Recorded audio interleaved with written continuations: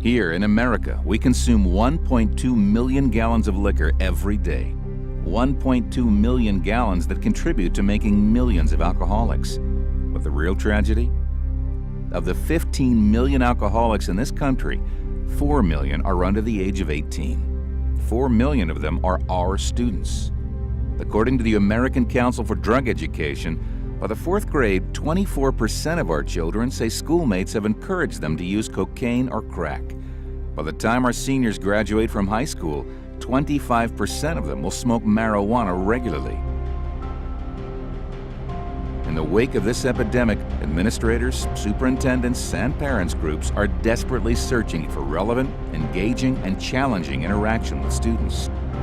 Like Steve Fitzhugh, national spokesperson for One Way to Play Drug-Free. No to drugs! Now! Now! This is your brain on drugs. See, I'm not psychic. I just happen to know that at this stage of your life, most of you have already heard all that stuff. How many of you have heard all that stuff before? Statistics, facts, figures. How does Steve Fitzhugh break through that barrier? He's a former Denver Bronco and standout high school and college athlete. I used to love to see a running back coming to me trying to drink here.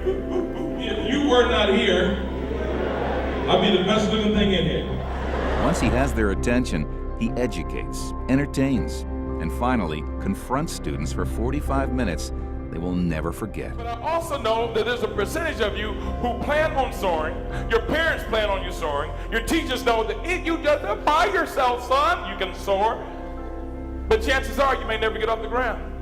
Now, it's not because you don't plan on it, but it's because you have what I call 1 or 2 chickens in your life that you don't have enough courage to cut off. Chickens don't fly. How many know somebody who's always getting you in trouble all the time? See? Chicken. But even through his humor, Steve's ultimate message is heart-wrenching. By sharing stories of other young people who have had their lives destroyed by bad choices. By telling about his own brother's tragic life, ruined by drug use. Steve leaves students with a message that they will carry for the rest of their lives.